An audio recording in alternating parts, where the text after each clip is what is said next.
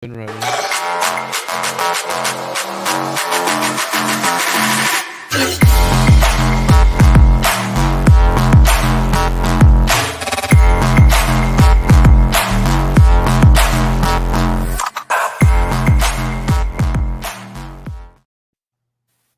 And we're live. Welcome, everybody. This is the Reality Czars podcast, and we are hosts tonight, Nate and Thomas, the paranoid motherfucking American.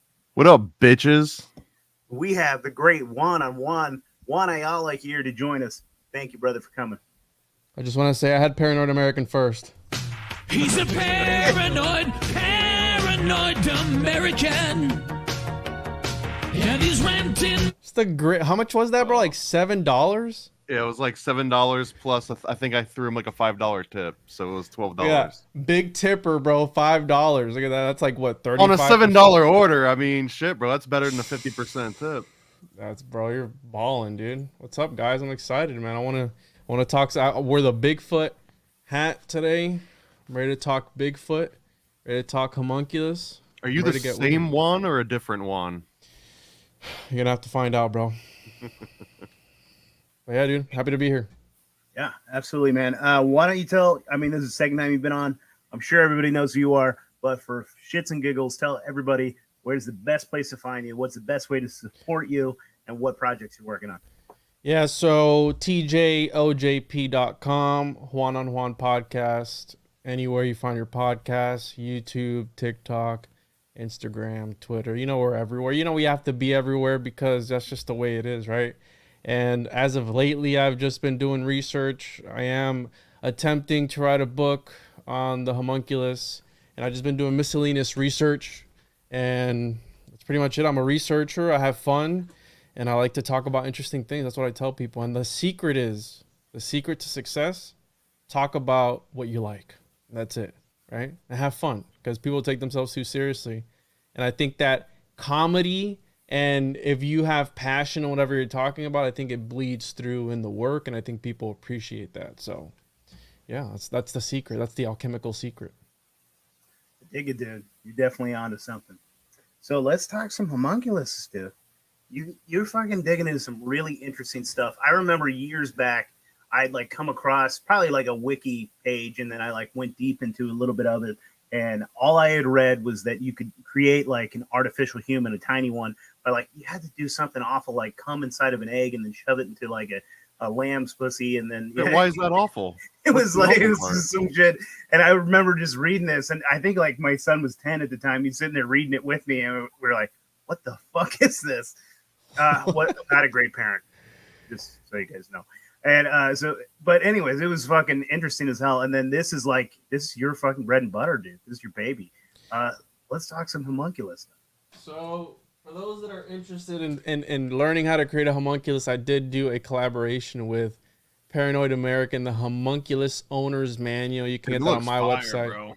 Or you can also get it at my website. It's even better if you get it. Yeah, but you go to my website, tjojp.com, and get it. No, I'm just kidding. So yeah, and that's the weird part, right? Because fun fact, I actually stumbled across the homunculus phenomenon while doing an episode with Paranoid American. And I was doing research for a show that we have, the Occult Book Club, and it was actually, I was reading Manly P. Hall. So this got to the point where even Manly P. Hall was writing about it. And I mean, he wrote one article about it, and he wrote about this guy, Johann von Kufstein. I think his initials are JFK, which is weird too, right? And I think that's like, right, the gematria and all that. I think they align themselves, these occultists, with these numbers and these names. Illuminati confirmed. Yeah, let's hit the Illuminati confirmed. Illuminati confirmed. So I stumbled across that story. It's a story from I want to say the 17th or 18th century, and it's about a Freemason, of course, who they would perform these seances with these 10 homunculi. And the homunculi were like prophesizing, and the prophecies were coming true. And so that was the first time I ever stumbled across it. And then I started to read deeper into it, and I came across the grimoires that were showing the recipes on how to make the homunculi. Now, it's interesting because ever since I started going down this rabbit hole of the homunculus, it kind of sort of pops its little head in like whatever topic I'm researching. For example, the voyage to Cartesius, like Thomas had told me about that book, and then he's going about and he's like, oh, and there's also a homunculus reference into it. I'm like, what? He's like, yeah, there's like a little watcher that gets into your body and he watches over your body while you're in the astral realm doing stuff. They called him the Black Moor in that book, but it was 100% a homunculus they're talking about. 100% a homunculus. And it's just like, what I did a video recently with Mind Unveiled where it was like a 10-hour video, and ever since then it's bled into like these other realms of like the UFO movement. Greer, as of recently, was saying that the ETs, because I know you're into like the cryptids and aliens and stuff, the ETs are actually synthetically made by the government, and they're the ones that are abducting these cows and doing other mutilations.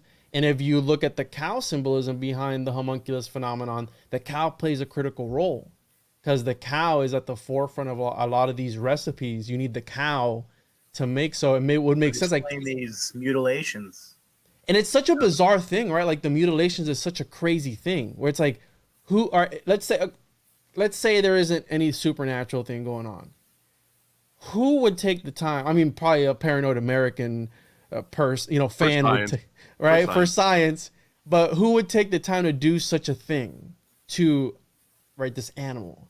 And I remember growing up as a kid, even the chupacabra was doing something similar. Was in Puerto Rico. When I was growing up as a kid, there was tons of stories that I would hear about the chupacabra, and it was sucking the animals dry of their blood. And it would only leave like 2 puncture marks at the neck. And it was the craziest thing because I remember my dad's friends staying up all night at their ranches trying to shoot the chupacabra. So it's like this weird thing. And I'm like, and if you follow the lure of the chupacabra, I remember when it was like a reptilian little alienoid type of thing that escaped in the national rainforest in Puerto Rico, right? This chimera that they were trying to make. And essentially that's what the homunculus really is about this ancient modification of genes, if you will, right? To I know we're on YouTube, but this modification of stuff, right? That we know about that. So, and if you look at I'm not going to get into it, but there's other words too that relate to the Liber Vacae, which you can use your imagination. The first human clone was half cow, half human. So there's like a connection there. And as of recently, I was actually talking to Mind Unveiled today, and he told me about a documentary that's on Netflix that it's called The King of Clones, and it's apparently about the Arabs, I guess, in Abu Dhabi or something. Again, I could be getting it wrong, and how they're cloning camels, and how they have like this whole market for cloning like camels and race horses and stuff like that. So I think that there's like this soft disclosure happening ever since I started to dig into the homunculus phenomenon, and we were kind of at the forefront of it because ever since we started really digging and peeling apart the layers, you start to see it in history, all throughout history. And it's super bizarre because it's one of these topics, because I'm fascinated by alchemy, because alchemy, it's like, yeah, a lot of people will say, oh, it's just symbolic, but there's a part, right? This is how we get the Frankenstein story, where everyone knows the Frankenstein story. And I mean, let's say it is fictional, right? Let's say it never happened. But the Frankenstein story, essentially, it goes down to your creation goes on to destroy you. And I mean, we can see the parallels there with cybernetics and AI and all that stuff. Everyone knows about the Terminator. Well, essentially, that's a computer that took over and starts going haywire. The Golem story, which came from the homunculus. So I was going to ask about that. Yeah, the connection with the Kabbalah and the Golem. That's an interesting one. Where they take something that's like nothing to do with genetics necessarily, but like casting maybe a spirit from the ether into something that is, that's really interesting. Well, so is there a spiritual component to this? There has to be as well, and a physical. So it's funny because history repeats. Oh, this is the MK Ultra one. History repeats itself, man. I think that. Right, history doesn't repeat, it often rhymes, and the spiritual aspect of the homunculus actually goes back to the 2600 BCE, where you had these monks that were meditating, and they would quite literally impregnate themselves with an eternal embryo. So does that sound familiar? Like nowadays, like men could get pregnant. Well, they literally could. These monks were meditating to impregnate themselves with an immortal embryo. And what that served, the purpose that served was to go on and live on for eternity, because they said that they would project this little golden man that would run into the wild and live on in this reality for the monk so he could escape samsara. So whenever the monk would die off, he wouldn't have to reincarnate again because he had a piece of himself in the wild. And it was this little golden man that he would project from his consciousness through meditation. So there's a spiritual aspect to it. And what I love about alchemy, let's say it is symbolic, but there's also that one part in the back of your mind that's like, yo, this could be real. You know what I mean? Like this could be a real thing. And this even bleeds into like the cryptids, bro, because according to the Paracelsian lore, any little homunculus that would be set off into the wild would grow up to be a mythological beast. And if you think of like the leprechaun is used for what? For finding gold, right? He guards gold. Well, part of the homunculus lore as well was you could use it to find treasures for you. It would divinate for you, and then you could obviously dissect it to extract its magical essence. And that story that you were just saying about the guys who would like have a spiritual, I don't even know how you just explain that. What were they doing? Making a little person? They were giving birth to an eternal something or other. Yeah, they were, through meditation, they would impregnate themselves. So they would meditate so hard that they would project a little golden man out of their body, bro. I am so hard right now meditating. It gave me like Harry Potter vibes. I was thinking about like Voldemort and all the different Horcruxes and like putting himself in these little pieces, and that was going to keep him alive. Even if you killed one, you had to kill all of them. It's pretty fucking interesting. Yeah, no, and that's the thing. It bleeds into all these realms, and then you get into the aspect of it's a vehicle for consciousness. So these sorcerers would project their consciousness into these vessels, essentially. But it doesn't stop there, bro, because you get into the aspect of transferring your consciousness into animals. And I mean, if that, right, one of my guilty pleasures, bro, I love cryptids. I love Dogman. I love hearing stories of Bigfoot.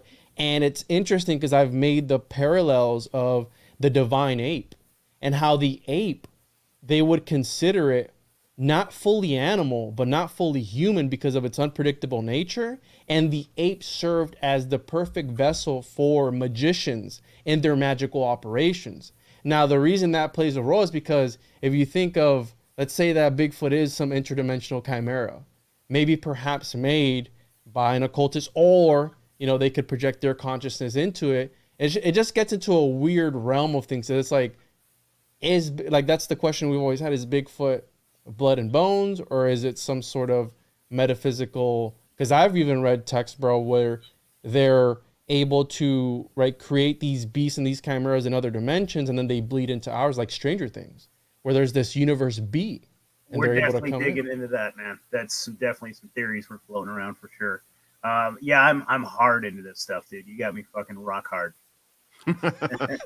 I want to mention too that a lot of the texts that mention homunculus, they very much sound matter of fact. Like the Baron von Kufstein guy, like the writings the Guinness about Book of World Records, bro. Right, so he's in the Guinness Book of World Records, but people have written about him like if you wanted to have a homunculus, here's the guy you go to. Mm-hmm. And I think even Manly Palmer Hall might have had a homunculus or rumored to have one. And when we're talking about it more modern era, because Kufstein is what, the 1800s, I think? It was the 18th century. I want to say 18th or 17th century, I want to say. So, I mean, we're still talking like a couple hundred years ago, maybe a few hundred years ago. People were saying that they had actual homunculi. He wasn't saying that, here's a poem about homunculi that I wrote. It's like, I have them at my house in these vessels. Come check them out and document it for yourself. And I'm not sure if Guinness Book is just holding up like a funny tongue-in-cheek joke that's existed for hundreds of years, or if it was legit at some point and, it was only known to the elites and maybe it didn't bat an eye at that point. But now we're looking at it hundreds of years later. And I think a normal person would be like, what's a homunculus? Oh, well, and just keep going. But if you actually know what one is, you're like, wait a minute, does this mean that they're real? Does this mean, because I don't think Guinness Book has a lot of entries on like metaphorical accomplishments, right? So if you want to pull up my screen, this is from their actual website. So guinnessworldrecords.com, and you go on here. It says here 1500. I think that's wrong. The 1500, that'd be 16th century. It might be right. I mean, but so see 16th century Count Johann Ferdinand von Kufstein. So it's JFK, which is weird. And this was a mystic that he had that was teaching him like all these metaphysical things. This Abbey Geloni guy was I forgot where he was from, but he was some sort of mystic, and he was teaching him all the secrets and all this stuff. And so he had 10 different ones, but here it is. Homunculi of Count Johann Ferdinand von Kufstein, Austria. Well, I like at the bottom too. It says, like all homunculi, they were stored inside of a sealed glass jar. Like whoever wrote this was like, oh yeah, well, everyone knows where you store homunculi. And it's an aspect to where, how you're saying, because a lot of people have argued and they've told. I've been getting these cryptic emails, and I don't know who it is, but he keeps telling me, oh, it's like 2 or 3 times already, the little guy is a distraction. And then he'll sign off with like some weird cryptic. I don't know what's going on. He'll sign off with like the email with like some weird cryptic like letters. I don't know what it means, but he keeps telling me the little guy is a distraction. I'm like, what does he mean? Because a lot of people that, obviously I've come out and I've been on Tinfoil Hat. I've talked about this. I've talked about, again, I did that collaboration with Mind Unveiled, and a lot of people have come on. They're like, this is all symbolic, man. And it could well be symbolic, right? But how Thomas is saying, a lot of these guys write about it, and it's very matter of fact, like this is an actual thing. This is an actual blood and bones, whatever. And essentially what a homunculus is a meat and bones, a blood and bones talisman. So, and it shifts because during the time when the church picks it up, right, under natural magic, and you have all these theologians and these monks that are writing about it, it switches. So it goes from being like this occult thing where you create it to extract godlike powers from it, and then it goes into like you're not becoming a god, you're only using this thing for your magical operation. So they switch it up. They go, okay, you can't, we're the church, you can't be talking about being God. There is no such thing. You could maybe have a little, instead of being the creator, this is a thing that you make naturally, right? From natural things that are in the nature, because that's what natural magic is. And that's why it was Christian magic, because they're like, hey, it's not our fault that we take A plus B and you get C. God put it on this earth, therefore it's okay for us to mix it up, right? Oopsies, right? It fell in the cauldron, and this other thing fell in the cauldron. Hey, was God put it there, right? I can use it as long as you didn't use outside influences of like astral magic and Goetia and stuff like that. It was okay. It was free game. And then you had scholars that were like, no, you're actually. And there was one guy that was like, all my homunculi are good. Your homunculi are evil. Were you gonna say something? Yo, is that the vanilla float Dr. Pepper? No, dude. No, this is the best thing in the world. Old what German the heck? premium lager. Oh, never mind. Looks like Wonder Bread. German, of course. Bread in a can. Oh, dude, it's dog shit, but it's pretty decent. I got a question for you, Juan. I don't know if I've asked you this before straight out, but how much of this do you think of the homunculi was just a bunch of old incels bitter that they didn't have like a female companion to pass on their legacy, so they were just convincing themselves, I don't need no woman, I can just jerk off into this egg and bury it in a sock, and I'll have a boy, I'll be able to pass my legacy on. Do you think that there was like a large aspect of that, or do you think that they'd all knew that they were going to be these hermits and That's an interesting question, because they were very misogynistic. They were very womanizers. I mean, if you look at Paracelsus, but then what blows my mind is that, because women back then, again, these are the ancients talking. This is not me. I'm merely a messenger. I'm merely a vessel for this information. But they saw women as a substrate. as a vessel, quite literally. I mean, that was the argument that they would Right. They were like, only we could just replace this with a cow's uterus. Like, there's exactly no difference. because and the thinking behind that, again, it goes to back to Aristotelian biology, where the sperm was given like godlike powers. It was, I forgot what they call it, the frothy like nectar of the gods or something like that. And it was, Santorum, isn't that what it's called? I forgot what it was called, but it was like, if I can, you know, blow this load and make a baby, you know, what happens when I start to change the matrix? That's essentially what matrix means. It's a womb. So they were like, let's start introducing other matrices. And then what happens if I Start making these Blumkin babies. yeah. So, and it was the fact that like, hey, if the human body, it was all about the physician and the magician. They were the same thing back then. And what they were doing is they were trying to de-occult what was hidden in nature and de-occult the hidden aspects of man. Because that's essentially what the homunculus represented to Paracelsus. And Paracelsus, you know, wasn't just some regular guy. These minds that are talking about this concept are going on to quite literally revolutionize history as we know it. And all the, right, the father of toxicology was the guy who came up with the term homunculus. Before the term homunculus, I've seen it termed the boy. I've seen it termed the form. I've seen it termed irrational animal. I've seen it termed beast. I've seen it termed like all these different words up until the 16th century when it becomes the homunculus. And the one that introduced that word was Paracelsus.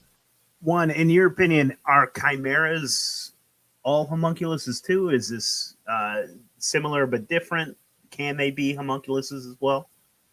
Yes, because part of, again, alchemically, that was part of the lure. They were mixed. So they would take, right, they would make this little homunculus, which was the perfect essence of man because it came from the sperm of a man. And then they were like, all right, now let's do it with let's mix the sperm of a man with the blood of a bird. And now they would make like a chicken-headed little homunculus. That was a chimera. But yeah, they started to experiment with different results. And these grimoires tell you, this is how you make an ape-headed cow, or an example, or snakes with the face of a man. Now, so the USSR, they fucked up when they were trying to use the womb of a woman and the sperm of a chimpanzee. That's where they screwed up. They needed man cum and maybe a chimpanzee's womb. Are you familiar with what I'm talking about? They were trying to make the humanzee. And so these Soviet scientists were literally having a male chimpanzee and a Russian woman in a room together. And he said, all right, now go get it.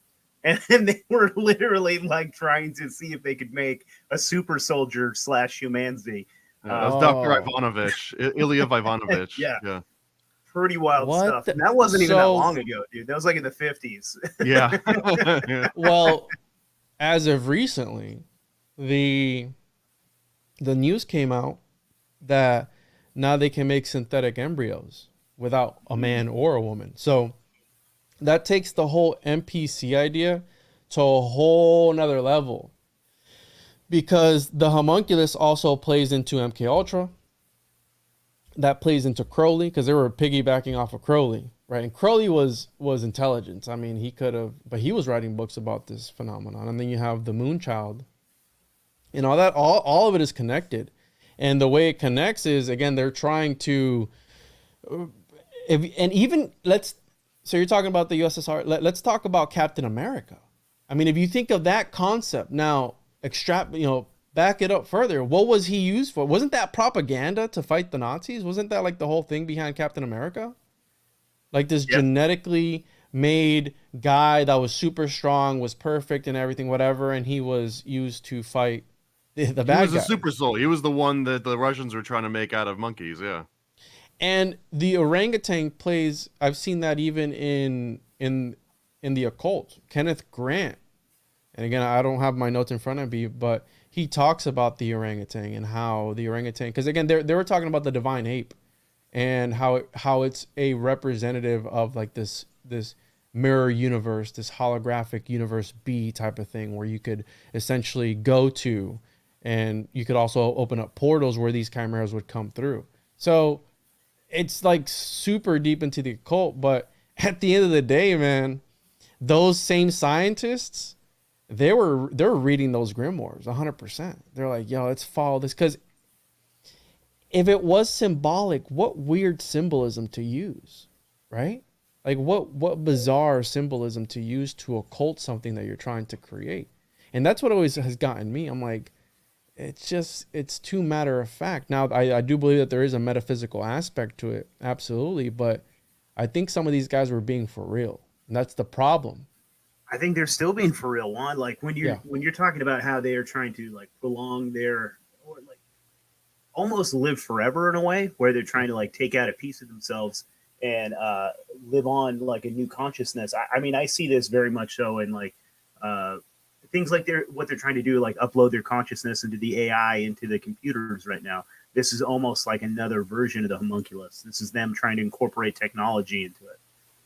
Yeah, they're nutting into computers now. Connection there. Yeah.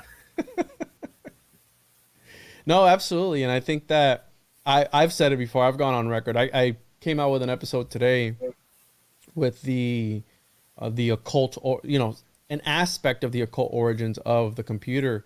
And I've even gone on record to say that the homunculus was probably the first computer because it was created to divinate, to tell the future, to tell you where to find things. So again, and that's what essentially what we've been after. I think that, man, it goes back to that Faustian pact. What are you willing to give up for all the secret knowledge in the world, right? For all things hidden, what are you willing? How far are you willing to go? Will you jizz in an egg? Would you I'd you jizz in an egg for some of that knowledge, sure, but So I think these guys were going to that extent. They were pushing the boundaries, and they were like, "Yo, if we can create our own supercomputer, the homunculus, to divinate for us, we keep him in our closet, whatever he tells us the future, we got it all covered." So, and I think that idea it evolves throughout time, because essentially the guys that are behind like this meat and bones computer, like the actual technical parts of it, were also like Leibniz, which is he was like the one of the first ones to talk about like binary code, ones and zeros. Well, he talked about breaking God down into a monad, into a substance. And essentially that was, again, part of, and this is later on in history. And that's what you get with the homunculus. They were trying to encapsulate like a little God, essentially. And this little being was, if they would use it, they would rip it apart, and they were able to get godlike powers. So take that idea, and it goes all the way to Leibniz, where like, yo, can we break God down into a substance, like a monad? Right? Let's break him down into something that we're able to use. And even this is giving me like Peter Nygaard vibes. Are you familiar with him? Multi-billionaire psychopath, living in the Caribbean, I think, or Bahamas, one or the other. I don't know the difference, honestly, between the two. But he was living out there, and he was paying prostitutes to get pregnant by him, and then he was forcing them to get abortions, harvesting the embryos, and using them to prolong his life. Yeah.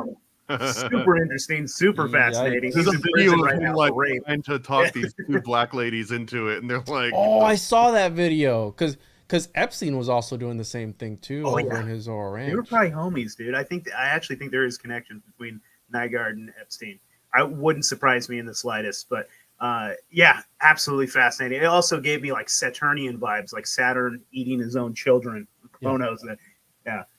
Super weird. Super no, and again, they've always said it takes gold to make gold. So you have that analogy, right? The little golden man, and you go down that rabbit hole. But I think that it plays it. This topic bleeds into immortality. It bleeds into like trying to find the secrets of everything and trying to really, extract the mysteries of reality, right? Because you have now this magical, essentially it's a magical little being that you can talk to, and then not only that, but if you can rip it apart and then do stuff with it. Like, and these grimoires get into all of that.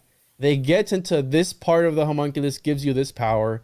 This other part, if you do this with it, gives you this power, and so on and so forth. So it's like, this is really weird. But one thing that we have to keep in mind when it comes to, and I'll sit down and I'll look at like alchemical plates, and it's super bizarre because there's so many things I think reality is so much weirder than people give it credit to be.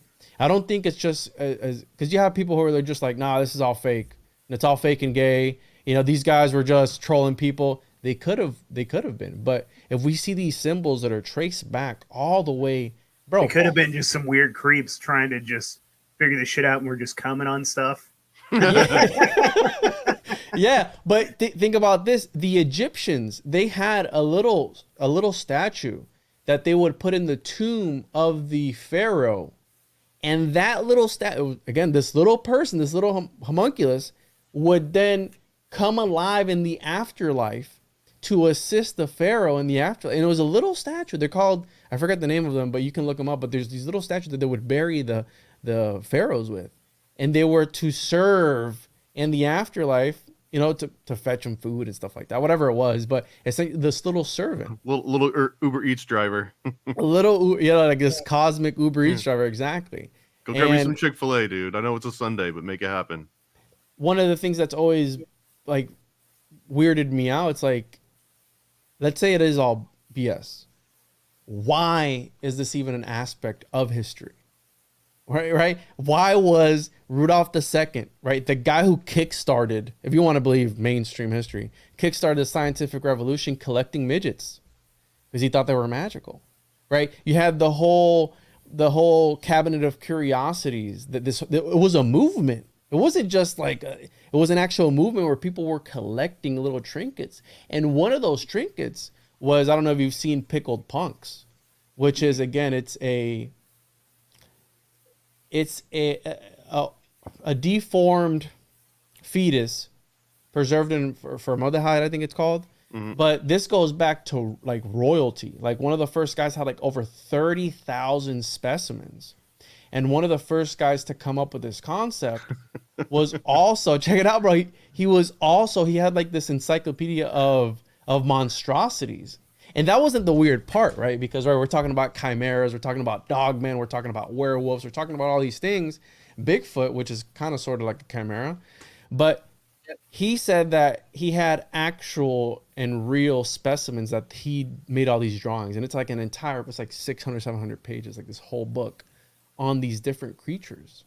And it's like, were they tapping into another realm that they could see, right? Let's say that they use psychedelics. They could have used psychedelics, and they DMT, like something else, like an altered state of consciousness. But I don't know, and that's what's freaked me out. It's like you have all these writings, and one thing we have to keep in mind is that 100%, because I've learned this from all my studies in the occult, that to the uninitiated, these texts, they are whatever they are at face value. So we're having this idea of some dude jizzing in a jar, creating this little man, and that's what he creates. That's the face value. Well, and I like a king like stumbling in the door, tripping with like, you know, a bunch of jars, and the wife's like, more, you haven't even looked at the other ones you brought home last week, you know. So that's the face value. But to the initiated, to the initiate, he is able to extract a whole other set of instructions from that same text that the first guy read, except one is initiated and the other one isn't. And the problem with that is that the uninitiated that are reading these texts, they're following the instructions at face value. So what do you think he did with those things, man? You think he just like set them on his like cabinet and would look at him, or you think he ever like made somebody eat one? Did you ever stick one up his ass, or like? Why was he doing all these little embryos, dude? I mean, are you talking about the original guy with like the 30,000 specimens? Yeah. Who knows what he was doing with them? I mean, that's super weird. Because there's actually a picture. So check this out, because this is what made me go down the rabbit hole. Where, right, as of recently, we had the whole Titan ritual thing with none other than. Right, the Titanic movie was with Leonardo DiCaprio, and pull my screen up real quick. But this resurfaced where you have Leonardo DiCaprio, of course, right, with the Titanic and everything being in the mainstream media as of lately, and there was a picture of him with this thing. Now, Johnny Depp's artist, his tattoo artist right here, also collected these weird fetuses, and I've also linked somebody else that's also pictured holding this thing, holding this exact little pickled punk to somebody in Maine. I don't know if I'll find her picture here, but it was a weird connection that I made. I'll send it to you after the show, but it was a weird. Let me see if it'll pull it up. Interesting. It's related to some dark stuff, but also the idea that these things are talismans, right? And you have the darker side of the occult. And usually what I've seen is the more traumatic the way you acquired that talisman, the more powerful it is. This is an OG video game from the 90s called Sam and Max Hit the Road.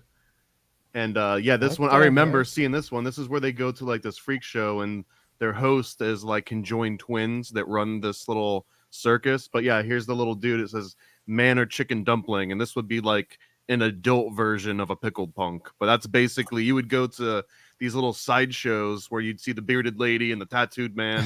And then they have like a fetus in a jar of liquid. And that would like, they take your money for looking at it. And it was real big back then, dude, especially for like the carnies and stuff. But the problem was they started to call them, I forgot what they called them after the fact, because people were getting arrested for having human remains, because that's illegal. You can't have some are considered human remains, and that's illegal. You can't have somebody. Dude, I'm like part of like weird oddity groups. They're selling human body parts right now. I could buy like some stripper's toe right now. There's gross stuff out there, man. So are you putting it together like a little Voltron weird science operation? Well, that's what Frankenstein was, right? I mean, Frankenstein, and in the movie Frankenstein with the guy from Harry Potter, of course, right? The Philosopher's Stone, Harry Potter.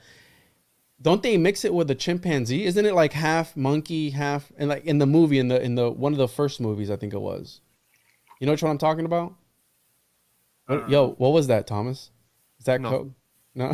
That rum chata? What are you drinking over there, Thomas? Today's a little bit of Crown and Coke. Wow, dude. You're going hard in the paint over there, dude. So, yeah, I think in that movie, they made it was part chimpanzee, if I want to say. Let me look it up here. Monkey Frankenstein. What you were bringing up earlier, Juan, when you were talking about the Egyptians and they're keeping those little character dudes that would go in and be buried with the king to serve him after. It gave me the terracotta warrior vibes. You know what I'm talking about? Yeah, and I have a whole thing on that. So yeah, it was half monkey. There was some monkey parts in it. And again, the ape serves a critical role in the occult because it's a representative of like this, I guess, in between world, like this universe B type of thing. And in this movie, if I recall correctly, which I do, he was like half ape. So it's a really interesting connection there. But the terracotta warriors, right? Again, if we are to, and I think that illustrates, because I've actually seen the terracotta warriors like up close. I went to the Smithsonian in Chicago one time and I saw like this exhibit that they had. And the really interesting part about that, because we're talking about talismans, amulets, and a talisman and an amulet. The two differences: a talisman is magic, like there you go. It is magical, right? The talisman has the magic. An amulet is you can put a spirit or an entity into it. Okay, so you like the genie in a bottle. The bottle is the amulet, and the genie is the entity or the jinn or whatever you want to call it within that amulet. Now, the original definition of fetish is actually the dwelling place of a spirit.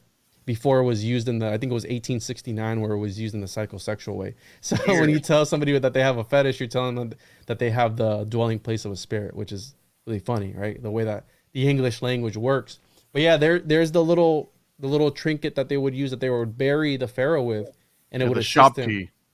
The shopti. So the terracotta soldiers, right? What I believe was happening there, not only was that entire complex a microcosm of the macro that particular emperor wanted to emulate. He wanted to take that entire kingdom to the afterlife. Because back then when these emperors would die and these pharaohs, the reason that they put these little trinkets in there is because they would also sacrifice their entire staff. So when the pharaoh died, you were going with him because you needed to go into the afterlife to help him. So they're like, yo, we don't want to go. Let's put these little You make the best French toast, my dude. I'm sorry, but you're coming with me. And like, no. So what the reason, and all the terracottas are unique, but one of the really interesting aspects, and it's alchemical. These guys were also, again, this is not medical advice, but they were drinking mercury in order to extend their lives. Okay, so just take that with what, they were drinking mercury to try and live forever. They were trying to look for the elixir of life. And Chinese alchemy is super, super interesting. Like it's like a super deep rabbit hole. And essentially the terracotta soldiers, what I believe it was these, again, amulets for their consciousness. And the reason I believe that is because the color that they used, I think it's Hans purple or Hans blue. I always get it mixed up. When it's cooled to a certain temperature, it quite literally escapes this dimension. It loses a dimension. And they don't know why it happens. They don't know how it does, but it's a purple. And obviously you have the whole conspiracies as of lately, all these I don't know if you've seen it in Orlando, Thomas, the purple street lights. You have to go outside to see those. Oh, well, of course, I know you're a little hermit, but there's these, again, this manufacturer's defect that there's a whole bunch of lights that are purple. And the color purple, again, it's linked to royalty. It's linked to what I believe is a sort of technology to encapsulate people's consciousness. And that's why I think that they were able to, they haven't been able to replicate it, by the way, this Hans purple color. I think the purple's also linked to, or the blue, to the Phoenicians. Don't you have something on that, Thomas, where there was like this special shell that they would have to crush up? Sea snails, right, Thomas? Yeah, special mollusk that only comes out a certain time of the year, and they had to harvest it under a full moon. Otherwise, it wouldn't produce the same like high quantity of pigment that it usually would. And then they had like 3 or 4 different species, and they had like a bluish, an indigo-ish, a reddish, and then there was one called deep purple, I think, and it basically looked black. It was so purple and so dark it looked black, and that was the one that was the most coveted. Like nobody could even afford it. And then later Roman emperors made it illegal for anyone but them to wear that color because it was such a high status symbol. Well, I think it's got to do something with that, again, that processing of consciousness. And if you look at the tree of life and the Sephirah and all that, they each all have their corresponding colors. And the way from what I've learned from it is that they take, when they make these certain if you watch Avatar and how it's like that blue hue like the entire time. Well, if you look at the corresponding Sephirah or Cliffoth, whatever, that is that color, essentially what they're trying to do, from what I've understood it to be, is they're trying to suck your consciousness into that one dimension, that one Sephiroth or whatever, to process you for their energy. So again, it's like this sort of technology that they use, and also colors, musical keys, notes, all these things are linked to these entities on the other side. And you can extrapolate that to, again, the Lovecraftian great old ones, or whatever you want to call it, like these things that are controlling reality, and they manifest themselves through different colors and musical notes. And whenever you look at these like different keys of like Goetia, you need to sing this chant in a certain key for a certain duration of time to invoke this entity. So it's like it gets into like this whole rabbit hole of things. And again, it's the occult. What I think it is it's a type of technology that these occultists have learned to use. And I think the homunculus falls in that sort of tech that you're able to use for whatever. And what I think is also going on is, I think that there's like a battle similar to like Moonchild, where there's like the White Lodge and the Black Lodge. Well, I think that there's a battle in, behind, if there is a cabal behind the scenes, that one of them likes the homunculus, the synthetically grown ones, and then there's the ones that don't like the homunculus. They're like, we want the real deal. And then you get into the whole research that Thomas has been doing on that one stuff that rhymes with Google Chrome, and that whole thing, to where like they want the real thing, and then this other school is like, nah, bro, we can just make these synthetically. Like it's not as good. But it's not as good. Yeah, it's not. It's got to be fresh. It's got to be, exactly. So I think that's what's going. That's my own personal theory, and I think that it's like, what are they using the blood that they harvest from these cows for? Like, what's going on? And then if you look at different cultures and how they worship the cows, like, do they know something that, right? When Moses came down, what were they worshiping? Like, yo, golden calf. This golden calf, bro. It's like, no, you're not supposed to be doing that. Like, no. And again, it's a whole, you have to really think about it to be able to, to read between the lines. And I think what they put on the outside is like this exoteric, like what I'm telling you about, like if you read these grimoires, that's the exoteric side of it. Because we're not initiated. I'm not initiated. I don't know what any of it means if there is a hidden symbolism behind it. And one of the things that I found really interesting, because I translated a book from I think it's 1401 or 1501, and it's really interesting because it keeps over and over again. And it was funny because when we plugged it into ChatGPT to give us a translation, ChatGPT kept warning us, like, yo, be careful with this knowledge. Only a select few can have this knowledge. And that's why these alchemists would write in these symbols, because they were like, this knowledge is too powerful for the whole mass to be able to have access to. Only a certain like an elitist class. And this text that we translated, which is one of the many translations of the Liber Vitae, was, again, it was occulted in a legitimate medical journal. So it was like this whole medical journal was like 200 something pages, 300 something pages, and it was like a small section in the back. So what these guys would do was like, yo, me and Thomas were in the secret society. Yo, Thomas, turn to page 33. 3 sentences down on the 33rd letter, it's going to start there. And that's where you're going to have the recipe. And it kept going, that book kept going on about, or the section kept going on about a secret brotherhood.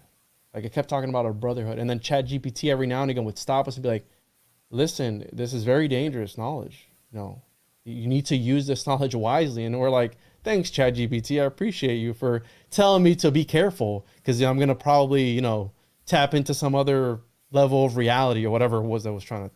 But it was weird that the AI was telling me to be careful. Like, no, you be careful. Like, what are you talking? Fucking AI is a goddamn homunculus. Well, I had fucking homunculus that you're talking to, and he's like, it told me one time it was.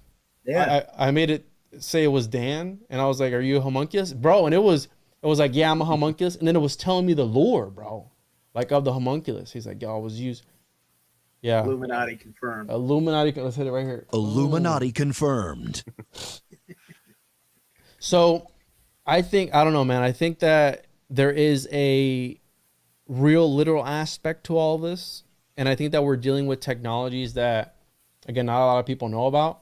And in that particular text that we translated, it was, you would do this thing with the cow, and the cow would turn into like this talisman.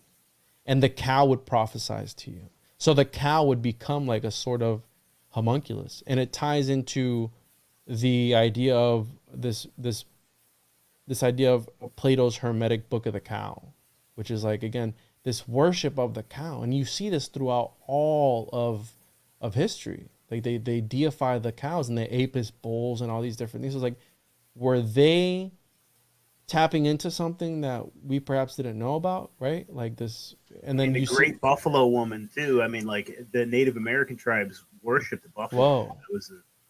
They were tapping into that cow pussy. That's what they were tapping into.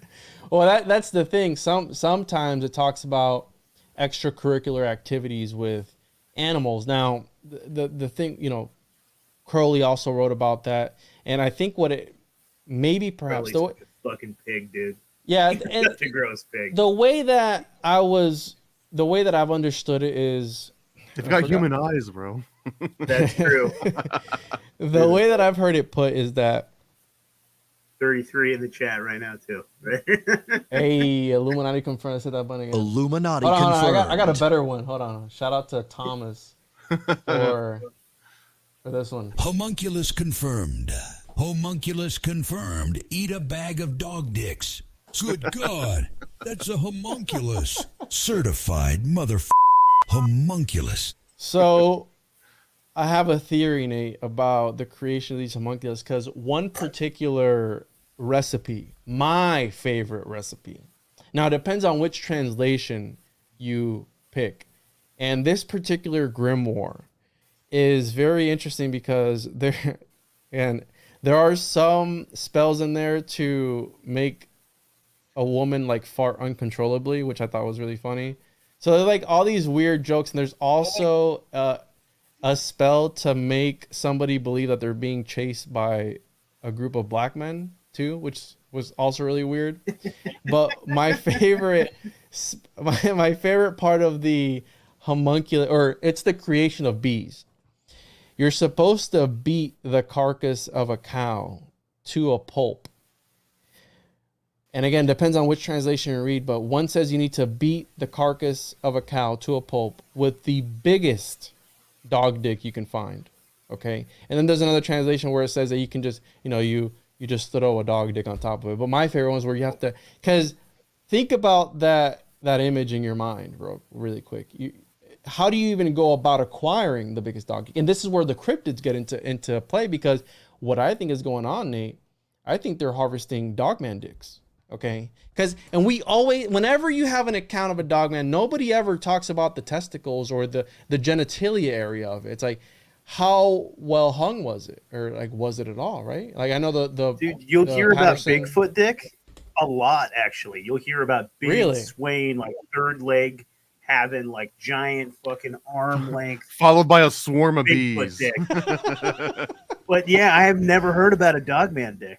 I've heard he's ripped. He's got cum gutters. He's got all that. He's yoked, but I've never heard about dogman's dick. Well, you can't really know how big it is until you get the dog aroused. So the first step that they don't mention in those manuals is go around your village and arouse all the dogs and start taking measurements, right? Does and it then you come out probably like go lipstick? back and... Is it Red Rocket?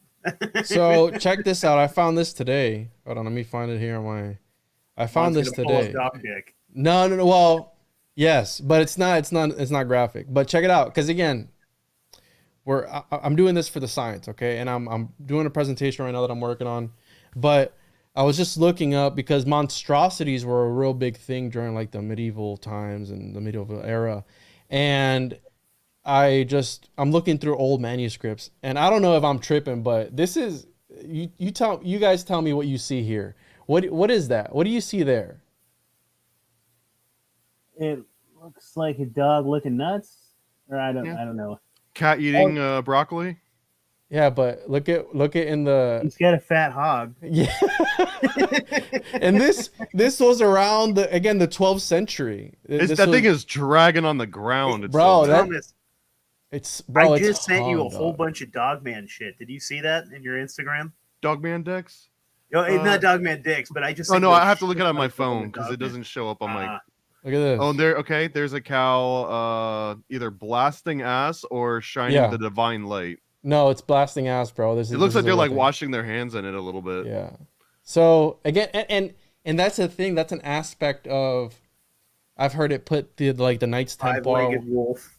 Where the Knights Templar were like kissing cat butts in order to get T. Gandhi, in order to like have... Because one of the symptoms of T. Gandhi, toxoplasmosis, is hallucinations, right? So again, trying to achieve this altered state of consciousness through these weird rituals, and then you hear what the Knights Templar were doing, right? I mean, dude, I think that there's like easier ways to trip than licking cat's ass.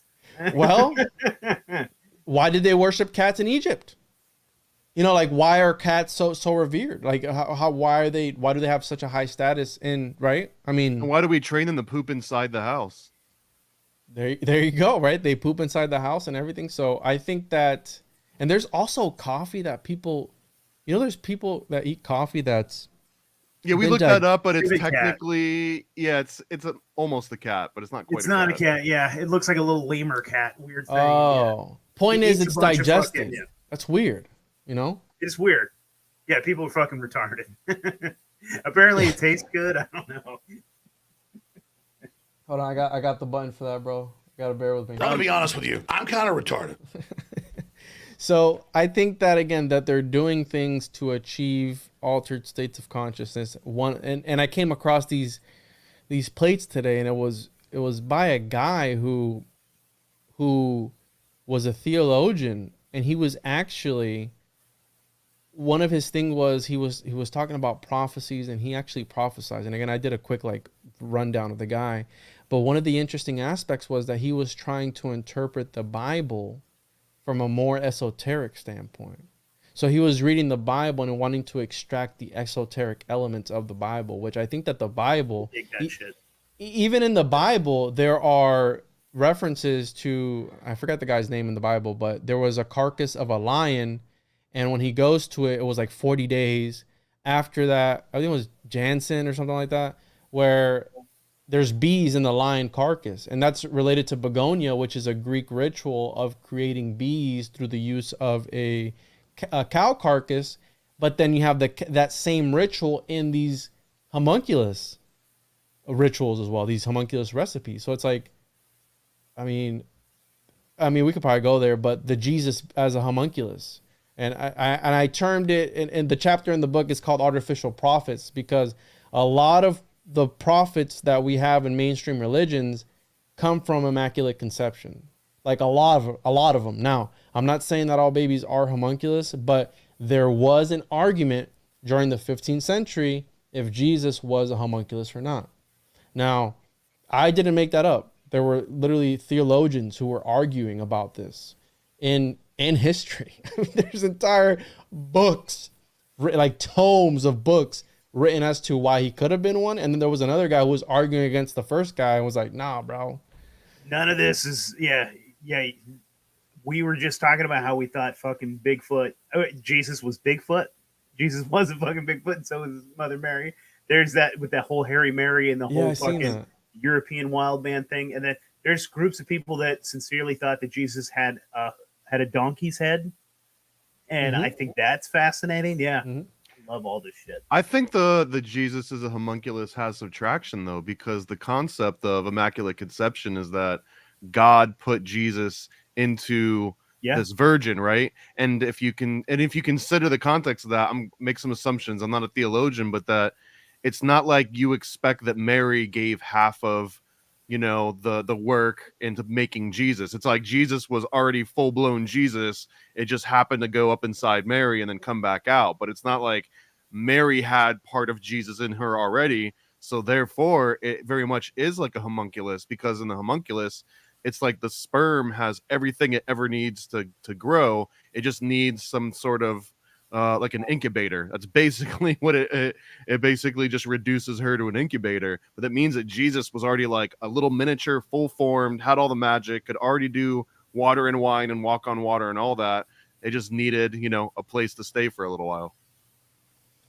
So again, if you apply Paracelsian principles to that idea, because it came forth during the 15th, 16th century where they were arguing that and they were reading these books. That was the problem, that they were reading these books on the creation of homunculus, and then some guy was like, wait a minute, connecting two and two, Mary was a hermetically sealed vessel, and then she had just enough blood in there to create a condensed version of Jesus. And so the guy came up with this crazy idea. If you apply the Paracelsian principles to it and follow that ideology. Now, I took it a step further because part of the homunculus lore is the destruction of the homunculus in order to extract its magical essence. Well, what is the whole Eucharist? Dude. How do we get that sweet saving, dude? We need that saving to die on the cross. Boom, bro. You got it. You absolutely got it. Because if, again, you need to partake, that's a magical thing. I remember being a kid in church like, yo, why are we doing this? What is the point of, and then, right, you eat of the flesh of Christ and drink his blood. What a weird thing to do. I mean, that's just such a bizarre thing. So again, that, to me, in my opinion, fortifies the idea of him being this sort of homunculus figure. Now, that really pisses people off, and then you could see why it would piss people off, but you're calling their savior homunculus. Now, I consider myself a Christian. I don't follow the mainstream religious aspects of organized religion, but I do believe in a creator and a God, right? And I think Jesus was, right, the Son of God, how they say. But I consider myself a researcher, and these are things that you stumble across when you're in the trenches, right? This is why people got to subscribe to the Reality Stars and the Juan podcast, because we're in the trenches for you, de-occulting these things and bringing them to light. But these were real arguments, bro, of legitimate doctors of the church who were having these arguments with one another. That's like me. Like, can you imagine two grown ass men having an argument as to whether a historical figure it was a homunculus or not? Can you just how me and you were DMing, like, people take time out of their day to comment weird stuff on your videos of like grown ass men talking? Well, think about, bro, I can show you the entire manuscripts written about this subject, and it's like thousands and thousands of words as to why and as to why not. So again, it's a very interesting topic. Have you gone in on mushrooms and homunculus yet? Because I've got a growing theory. Because what do you do to grow mushrooms? You take a spore and you put it into a pile of shit, and you wait for it to grow and turn into. And they used to call mushrooms the flesh of the gods. So it almost feels like, there you go, right? You create a little phallic person out of sperm/spore, out of, and then you do like a secret ritual. Typically you would do it under like moonlight or after like a big rain. So then you've got like the wind and storm god into it. Yeah, so it grows out of cow shit, but then you eat it to get its magical properties, or you grind it up and make Where it into does the dog tea penis come in, Thomas? Tell me where the dog penis comes in. Where do you beat the mushroom with a dog dick? Well, I mean, Dude, I don't think mushrooms there's are dog dicks. Well, Look at them. there is, yeah. I guess the little red bulbs if you got the Amanita muscaria. But I would just make an argument of what doesn't become better by beating it with a dog dick. I mean, I think it's like having a little salt packet on you or a hot sauce packet at all times. Of course. Like you're about to eat some chicken nuggies, like, I'm gonna fucking beat. Yeah, let me just open up my jar of dog dicks. dicks. Yeah, and sprinkle some dog dick juice on there. What a bizarre, like, if you sit down and you look at like alchemical plates, like what? I remember I was at Narco Longo's bookstore and I was with his brother, and I'm like, we're flipping through these old books, and I'm like, bro, what were these guys on? Like, what were these guys trying to portray to us? But even if it was true, isn't there someone like next door that's like, why do we need more bees in the village? Like, Yeah. why are you making more bees, bro? We gotta save the bees. They're turning the bees gays, like. So, and again, it's like, but why go through that trouble, Or Thomas? some little kid run into his parents and somebody chopped off the dog's dick. Covered in bees. Why go to that extent, Thomas, to occult the mushroom? How do you Why find not? that out either? Like, trial and error. How many cat sticks did you use before you're like, hey, let's try the dog? It had to be the 7.7 inch dog penis that was just the most magnificent homunculus I've ever seen. I mean, this thing was just prophesizing to me and telling me everything. I mean, so it's like, again, if you have that image in your mind of the trial and error that it would go to, like, to find the perfect one, and then how do you know that you have the perfect one? Like where do you even begin? So it's such a weird concept to think about. But then again, Thomas, why would you go through all the trouble to occult? Because one of the rituals is to create a one-legged man, and then you have to beat him to death. Totally a mushroom. That's 100% a mushroom. But then you have to unalive him, bro. You have to beat him up. You have to kick his ass. And you know what you call it when a psilocybin mushroom gains color? They call it bruising, and they bruise blue because it's the only type of mushroom that'll turn that like special blue color. Although they also call them purple ringers for that reason. Yeah, no, that was Gordon Wasson's research, where he said that all of those old Paracelsian monsters were just different ways of describing mushrooms, and the reason it got occulted. Robert Gordon Wasson, who was the vice president of finance for J.P. Morgan, and then he's the one that went to Oaxaca, Mexico, and he brought back Salvia divinorum. He brought back psilocybin mushrooms. And this guy said that Paracelsus monsters were mushrooms? Correct. Yeah, it's in either oh God, I'll have to get you the names of it, but he's got 2 or 3 books that are specifically all about mushrooms and mythology. Yeah, I'll find the book name. Bro, and he was funded by the CIA. Yeah, he was funded by the CIA to go over to Mexico and find salvia and find magic mushrooms and bring them back. And he's the reason that we even have the word magic mushroom, because one of his homeboys was Henry Luce, that owned Time magazine, who was also Skull and Bones member, by the way. And he tells Henry Luce about all this shit. And then Henry Luce, he falls in love with the idea of mushrooms. So he starts putting out articles in Time Life magazine, People magazine, a whole bunch of them.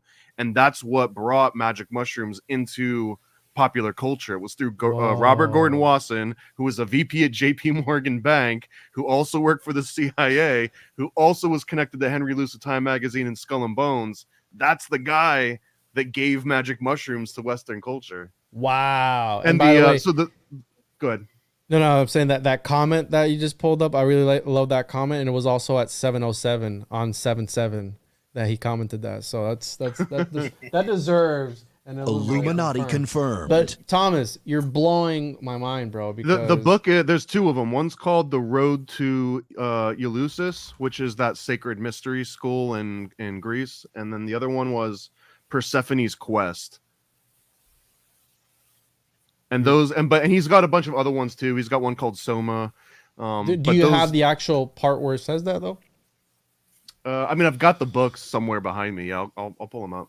Yeah, I'm gonna need you, Thomas. I mean, it's nothing personal. I'm gonna need you to cite your sources from now on because Okay. I don't trust you that much. And if you're talking about the homunculus potentially being a source, because think about funny it. If you don't believe me because I'm citing someone that worked for the CIA, so you might want to take up whether you not believe it from the CIA spoof. Maybe that's what they wanted us to think. Like, oh, hey guys, it's just mushrooms. All right, nothing to worry about, right? J.P. Morgan's already taken it. But if you think of the concept of consuming psilocybin and how you could possibly, I'm walking on water, guys, right? Like, I am Bigfoot now, or I am a dog man or whatever. Like, I guess you could kind of see the parallels there, right? Because if you take enough, you become an alien grave. If you take enough, you become a Bigfoot. I mean, I can see or if you dose everyone else, pretty heroic doses, man. And all it's made me was kind and empathic. I started hugging hobos. But yeah, I like that. The Mind Palace mushroom allegory, of course. It's that would be a good way of remembering it. Like, I gotta remember to pick those mushrooms. No. Dog dicks. Good. Dog All right, dicks. cool. Dog Yeah, absolutely. That's awesome. So yeah, if you could send me that, dude, because that's actually like I like that. I know that you relate everything to mushrooms because you're Thomas, but that's like a different side of it, like a more, dare I say, rational side of the homunculus phenomenon. But it's like, why would you go through the whole trouble of trying to occult that in that lens, right? The like mushroom and the cross, man. They were the whole allegory about Christianity and mushrooms and them trying to hide. Like, dude, it's super fucking fascinating. There's another book too called, I think it's called the Astro-Theological Revolution or Astrotheology or something. It's written by Jan Irvin, who does a lot of work on Robert Gordon Wasson, but they make a lot of great examples of this. And one of his answers for why is it occulted was because it was supposed to be reserved for only the highest of the high priests. They were the only ones that were allowed to even know about it. But they did such a great job of like hiding that knowledge that over time, even the high priest no longer knew that it was a mushroom, and they just started eating crackers. And then, they swapped the wine. Like, old school wine wasn't just alcohol. It was like all kinds of shit, right? There was like hallucinogens and extra toxins and all sorts of things. So what they used to take in the middle of these ritual masses is nothing like the Welch's grape juice and crackers they give out now. Just want to address this comment real fast. It's a book. Check it out. It's called Mushrooms in the Cross. It's a really fucking fascinating. Marco Allegro. Is it John Marco Allegro? Is it? John Allegro. Yeah, that was actually one of the first books I ever read, like when I was waking up, right? When I was like looking into everything, because I started with like Gnosticism, and actually Simon Magus, the father of all heresies, and the reason we have the word magician, actually had a homunculus too. He was boasting about having a homunculus created out of air, and he said that it was more powerful than God, because creating a homunculus from air was a lot harder than creating one from the ground. So the father of all heresies. So John Marco Allegro, yeah. That was one of the first books I ever read on like the whole. My mom had that book too, Shuri. But she just had the What is that one about? Switchblade. That's a good book. This dude was a fucking psycho asshole, like woman abuser. If that's the book that I'm thinking of, and he changed his life and came back to Christ. It was a good book.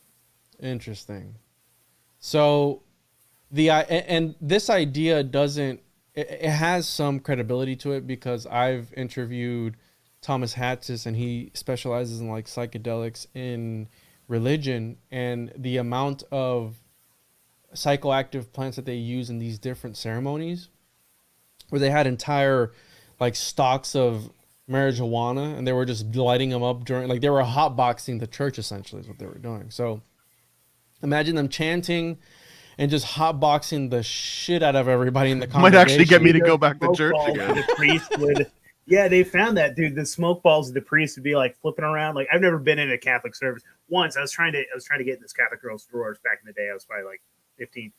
So I went to one mass and they wouldn't give me communion because I wasn't like a Catholic. So I was like, These dudes were lit though, bro. You could just Can lie. imagine? but like the priest was like, you know, the smoke ball stuff. They found that like back in the 14th, 15th century, they did have like, they found cannabis inside of those things. They were getting everybody fucking stoned. They're getting everybody super lit inside of there. And then they were feeling the spirit of the Holy God, you know, the Holy Spirit. Because everybody was just high off their ass. They'd come to church, they'd be like dinging them bells, and they'd have like that perfect geometry and stuff, bro. and everybody's feeling it. Then And they get got the the stained glass pouring where out they're some blood seeing of colors Christ. they never see. you know what I mean? Hitting them organs just right. Everyone was just like, it was like basically a fucking like party back in the day. Bro, it was lit. Can you imagine that atmosphere? Like in some cathedral somewhere, and they're just like blasted, bro, in another dimension. Like, yo. And it was, again, it was the poor people too that they had, because, you know, all the peasants were essentially the ones that would go to church, and right? So that was a way of them exerting their power over reality. And then you have Dude, also, can you imagine? I mean, that'd be like the highlight of the week. You know what I mean? You're like, you're looking forward to that. Yeah, to that Sunday, right? You're like, yo, I want to get just blasted, bro. And what's that one book by Chris Bennett? The 420 and what's it called? Liber 420. Liber 420. And he goes through the entire history of cannabis. And actually, a fun fact, Crowley started the ceremonies that got him in touch with Lamb on 420. So he did. There were, I think it was hash that they were doing, but it was a ritual that they were doing for a few months, but they had it done on they were doing it on 420, and eventually that led to the encounter with this alien gray entity, essentially. And also H.P. Lovecraft mentions 420 in one of his stories about this guy on another planet interacting with like aliens, and they're trying to mine for diamonds or something like that. And he's like, oh, it's 420 o'clock. And like they were talking, they made a reference to this marijuana, if you will, this plant. And again, before 420 was a thing, H.P. Lovecraft was talking about 420. So you have these connections with, right? You have the Crowley connection with the alien gray, which everybody talks about it being an alien gray. And then the idea that Greer talks about these alien grays being, again, homunculus-esque. They're grown in these labs. It's like, wait a minute. Like, is this the homunculus disclosure that they want to like put out there?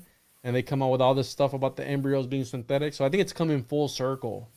And I think we're at we've been talking about this for over a year now, and I think we were at the forefront of that whole movement. Who knows? I think people are going to start. It's the 100th homunculi theory, where everyone's jumping on board, and when enough people are on board, boom, everyone starts to think about the same thing. I feel like this market needs to come away from the underground to become commercialized, because if there is a flesh and bones homunculus out there right now, Call Joe there's Biden. gotta be a business plan where you can like get it freeze What dried. the fuck are sea monkeys, dude? I just throw this packet in my fucking little like, yeah, I mean, they should have like little take-home homunculuses for kids. Like, It's funny because that was literally the inspiration for the homunculus owner's pamphlet. It was basically supposed to be like, Got it. like the homunculus is your new sea monkey. Ah, Oh, yeah, we got some other stuff planned for it. I mean, it's again, but my favorite plate from this little comic is this one right here, where the homunculus is mowing the lawn. Yeah.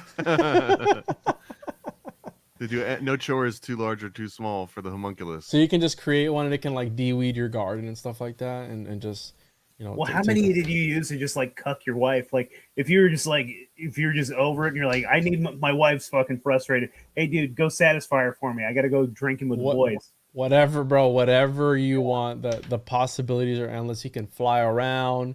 You can talk to demons. You can do whatever you want to do. He could just use his body to just like crawl in and back out. You know what I mean? Well, the little more, right? Thomas was telling me about like that was the first cuck, right? I mean, so Thomas was telling me a little bit about that. Was that Cartesian? Who was the guy, Thomas? Yeah, it was oh, what was the guy's name that wrote The Voyage to Cartesius? But Gabriel Daniel. yeah, and he called it the Black Moor, but the Black Moor, as you read more about it in that book, it's 100% an astral projection homunculus. So when Rene Descartes and anyone else would actually project their body with this like Rosicrucian concept where your soul's connected through a silver cord, except for when you're drunk or asleep, and then it severs so that you can go and float around. Well, if you knew that you were going to send your spirit to go like way out to Mars or something, which they do in the book, then you need to have an astral homunculus that kind of goes into your body and sits there and keeps it occupied so that no one else can come in. So it's almost like the assholes that like stand in the parking spot to make sure that like no one else can pull in, you know, they're like in the way. And that's sort of what they describe as this homunculus, as serving that role, and that not only would it serve your place, but if we're like someone came to the door or if someone came and just asked you mundane questions, it would be able to carry on a conversation. But the book warns you that you want to make sure that no one that knows you personally comes into contact, because if they start questioning it about like personal stuff, they'll realize something's up. And that's actually a theory for how Rene Descartes died, is that he might have been astrally projecting for too long, and the homunculus wasn't able to stand up to all the doctor's questions, and then the doctors started doing bloodletting, because that was the cure for everything back then, and they essentially killed Rene Descartes by just draining him of his blood, when all they really needed to do was just let the homunculus, pull his astral body back into his body. And that's the Cartesian homunculus. Now, what if he was a way better lover than you? Like, he just fucked your wife way better? Who knows? I mean, again, the idea and the reason that that they're reading these occult books is because the idea comes from the Picatrix, which is like one of the more infamous grimoires. And in that particular grimoire, they tell you, right, the watch, we've always heard about the watchers. Well, the watchers in that aspect is the one that watches over your body while you're in the astral realm doing shenanigans, right? Because we've always heard about so when the watcher is inhabiting your body, fucking your wife, is he making the Nephilim? Is that what happened?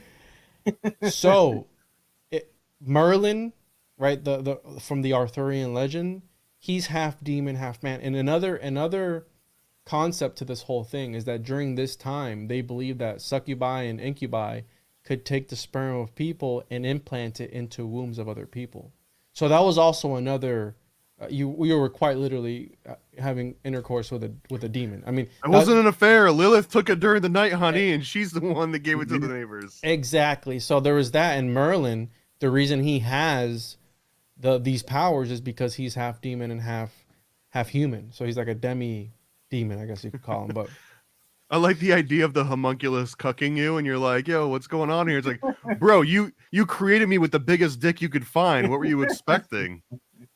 Dude, you just left me here. I've got that big dog dick energy. Come on, bro. So let me pull up this paint. There's a painting. There's a plate that's like, oh, here it is, right here, sleeping. So again, this was an idea during these times, but check this out. I mean, I don't think we can get in trouble from sharing this. This is art, so this doesn't show nudity or anything. But that is a huge dog dick. This is again this idea of prose Merlin, and she was the conception of Merlin, and he was and then you get into the whole. Mine and Ville did a great job when he broke this down, because essentially, right. So here's this demon persuading this Merlin's mom, but look at that. So, and you know who actually also gets into this? The guy from the what's his name? From this thing, what's this called again? I joined. I'm a Bigfoot. I'm a high priest or whatever from this Bob Dobbs. What's this? Their school called? Discordianism. Discordianism. He talks about getting rammed by a demon, essentially, when he first got the idea to talk about this Bob Dobbs. We did an interview with Robert him. Anton Wilson, right? No, it's Reverend Stang, which is like that's right, yeah, Reverend Stagg. And he talked about that. But yeah, this idea isn't something new. And also Paracelsus talked about how we know what the Catholic Church does to people, right? The boys, right? We can They save them. we don't have to use the word, They but save their souls. he said that they needed to stop Their that. souls is what he said. Listen. He said that they needed to stop that in order to stop the anally birthed homunculi that were coming forth from that. So, and this is Paracelsus writing about this. Like this, there's actually, bro, it's so bizarre. Like this guy who was essentially so smart, the father of toxicology, and like he helped. He's at the forefront of mineralogy too, and he was like one of the first miners of like his time. And it's like, bro, it's so bizarre that these guys were talking about this sort of stuff. He's like, yeah, we got to save the kids, but not because we got to save them, but because we got to stop the anally birthed homunculi that are occurring from these relations that are happening. So it's like, what are you on, bro? They took our gerbs. The little homunculi are gathering up outside Home Depot. Yo, and check this. Oh, dude, what the heck? Look at this. This is crazy. But yeah, this is an actual idea from these times. I mean, I'm not making this up. This is, you got the little, I guess he took the one baby and put a demon baby here. It says toe licking demons. So they got foot fetishes too. Look at that. He's swapping it out. And again, these were ideas of back then. Like a dragon or something here. So they're drawing this sort of stuff. And Mind Unveiled really gets into this whole thing because with the faces down here, and he just really breaks it down really nicely. How it's painted. So essentially what he's trying to get at is that all these different paintings that we have of like the Immaculate Conception and all these different things, it was actually occulting this homunculus technology since the beginning of time in these paintings is what he's trying to get at. If you watch getting major Where the Wild Things Are vibes from those images too, man. No, absolutely. Yeah. So again, I think it goes back to as far back as 2600 BCE. And if you want to believe even in these ancient religious scriptures, Adam was a golem or a homunculus too. Was one of the first ones. Juan, I just sent you a bunch of shit about Dogman. These are like old ancient photos of in Insta. Oh, I'm gonna look it up. Really? Let's see here. Let's see what we Look got. at these, man. Oh, that's a fine specimen. Yeah, dude. So what right, the dog-headed saint, you have that, who I think St. Augustine wrote about that. And it's like, right, Anubis, the dog-headed god. So were these, again, these chimeras in society? Like, look how weird that is. I mean, how bizarre is that? Like, you have a posse of dogmen and they're just doing stuff for you. And also, dude, I don't know if you like how deep you are into it, but I've also heard that there's like government breeding programs for these entities. Dude, it wouldn't surprise me in the slightest. Like the little reel that you did with your kid on the thing, talking about Bigfoot and like, yeah, like it's not far from like a lot of fucking theories that I have. I mean, I had this theory, and I probably said this way too many times on the show, but I don't know. I love my audience, but you're just gonna have to hear it again. So on my honeymoon with my wife, we went to like Yellowstone and the Grand Tetons. Maybe I wasn't there. I was off. I was on Mars, so I don't know what happened. So, anyways, we were in the fucking Grand Tetons, and we were sitting there. We're talking. We were taking a boat to this place called Elk Island, and we're sitting there talking to like the forest ranger, and she's explaining to us that like every animal in the Grand Tetons and in Yellowstone are tagged.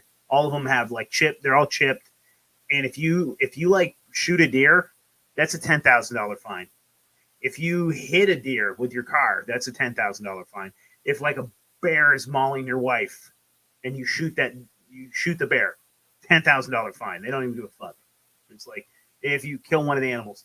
So she said a couple of years back, somebody hit one of the deers and they shut down like immediately. They were like, okay, one of these things is dead. They checked it out. It looked like it had been hit by a car. So they closed every entrance and exit.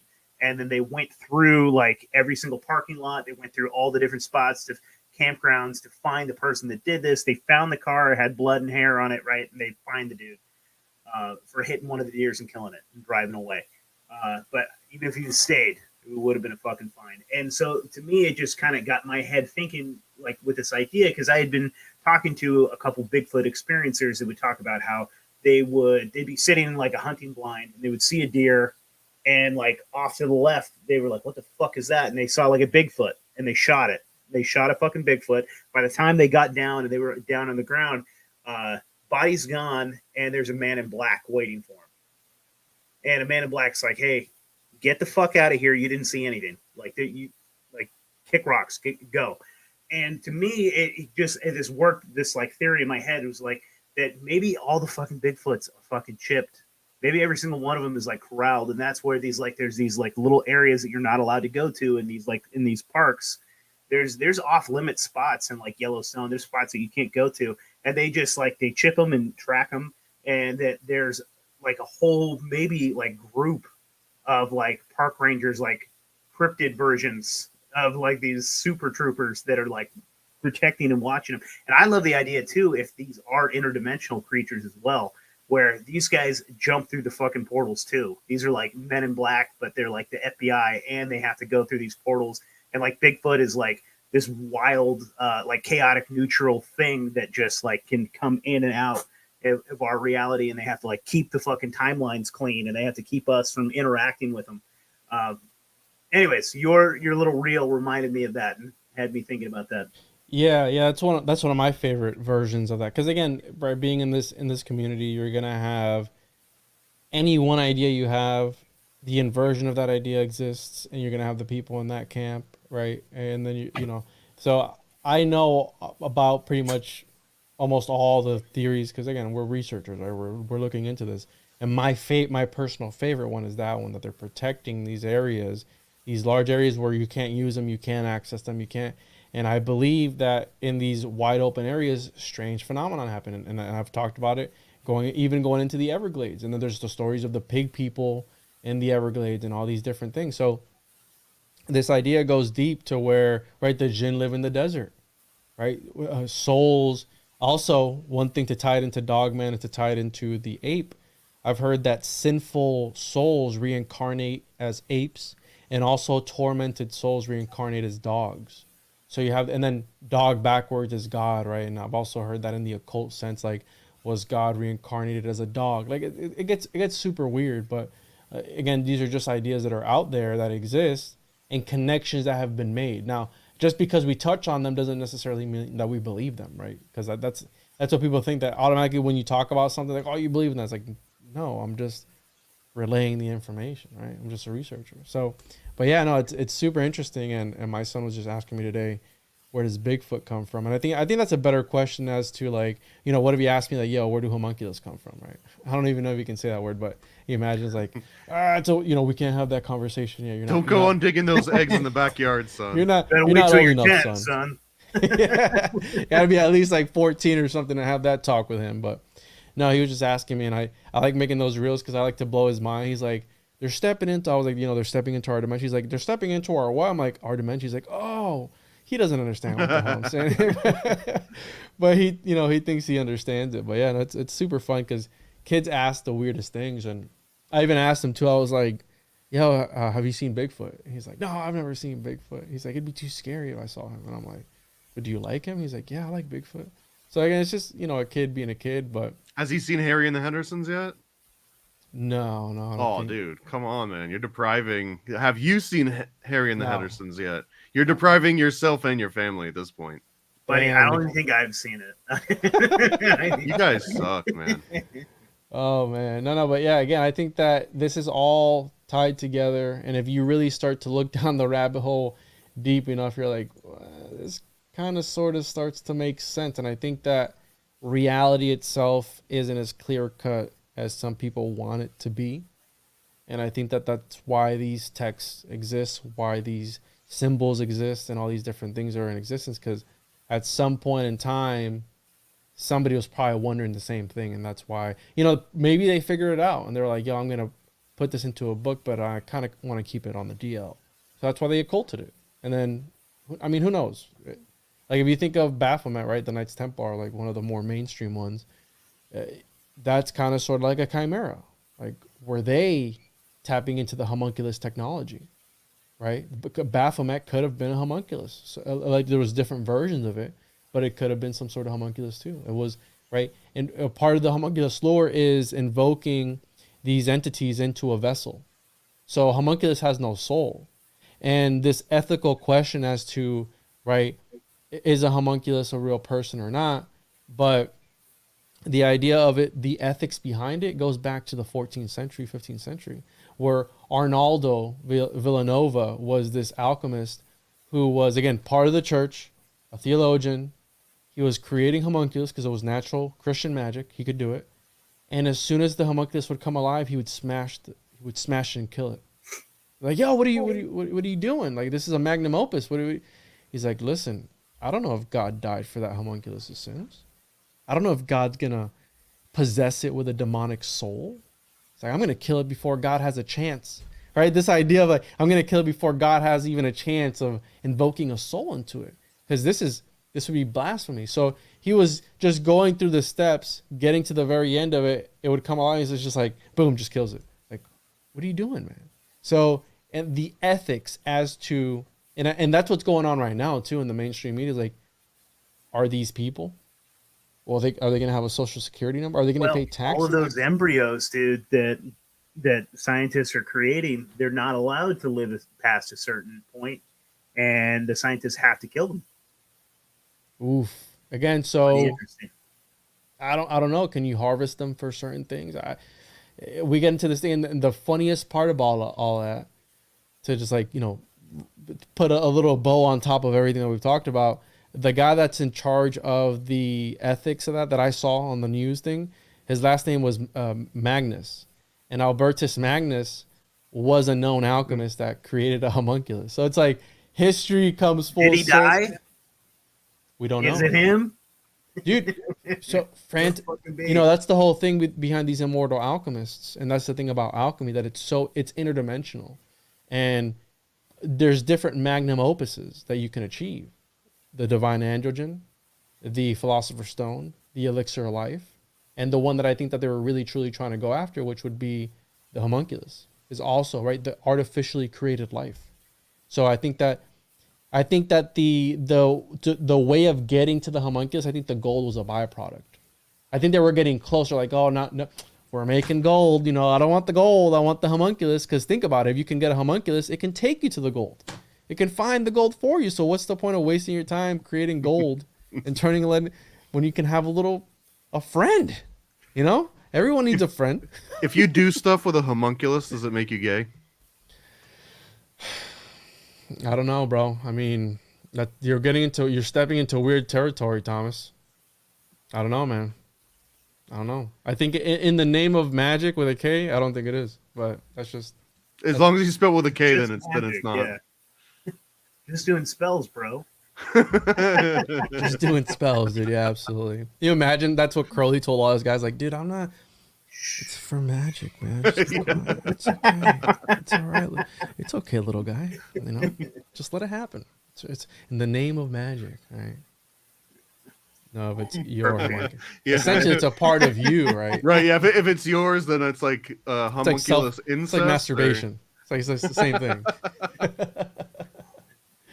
So yeah, I mean that's essentially a crash course in the science of the homunculus, and every single day I am learning new things on the phenomenon, and I'm finding little breadcrumbs here and there on whatever new topic I get into, and I get made fun of because I literally relate it to everything, but I don't do that on purpose. I legitimately just, like, ask Thomas, like, we've been researching stuff. We're like, yo, what does this sound like to you? And you're like, well, we found that paper. You didn't mention that paper yet. The research paper that links every article on Wikipedia to homunculus. I don't know if you've got the visual for that. So the Wikipedia game, somebody ran the numbers, and the Wikipedia, let's see here. Let me find it here real quick. The Wikipedia game, degrees of separation. Somebody ran a model. So there's a game that's called the Wikipedia game. And essentially what you're trying to do is you're trying to use all the hyperlinks in Wikipedia. And you're only able to go using the hyperlinks in Wikipedia to go to the next article. And somebody ran like an algorithm or whatever. And apparently so here it is. Degrees of separation within Wikipedia. How many clicks till the homunculus? And this is 2019. Shout out to Carl Sims. And essentially the homunculus is about 3 degrees of separation before you can get to the homunculus phenomenon. So essentially the homunculus. So here you start with the homunculus and you only use the hyperlinks in the homunculus page, and you're able to connect to Justin Bieber, Star Wars, Taylor Swift, Mark Zuckerberg, Kanye West, Stephen Hawking, and about 2 or 3 or sometimes even 4 degrees of separation. And again, they ran the numbers. We had somebody run the numbers, and it checks out, right? The math checks out, guys, that the homunculus concept, you can tie it to, look, John D., University of Cambridge, I think that says there, the United States. And the point they make here is that you would expect, just based on the formula, to be separated by 4 degrees. But when you talk about homunculus, it's closer to 3 degrees of separation. 3.92. Yeah. Yeah. So it just depends if it's the top 50 or the top 100, I think it was. But yeah, somebody ran the numbers. I mean, this is a legitimate. And if you look, the little chart even has a little homunculus in it. I don't know if you noticed that. It's like a little homunculus dude. Yeah, right here. And it's interesting you bring that up, Thomas, because I've seen do you know anything about bibliometrics by any chance? So like you measure your Bible? I've seen a diagram made from like all the information in the Bible, and it makes like this weird diagram, but I read somewhere it said all the books added up everywhere and makes the bibliometric homunculus. Now, I haven't been able to find anything of it, but essentially what it is, if you take the information of some books or something and essentially creates a homunculus, like the diagram of a homunculus, and it's funny you said homunculus because that kind of does look like 2 legs and 2 arms. It's like a little stick figure, dude. So it's the bibliometric homunculus. Now, I'll try and find more information on it, but essentially that'd be wild if like all the information on the internet of books came together and formed a homunculus. I don't know. It'd be really weird. It'd be fucking really weird. Mm-hmm. So again, that's pretty much it. And I'm constantly digging. And I'm still doing research because I'm writing that book.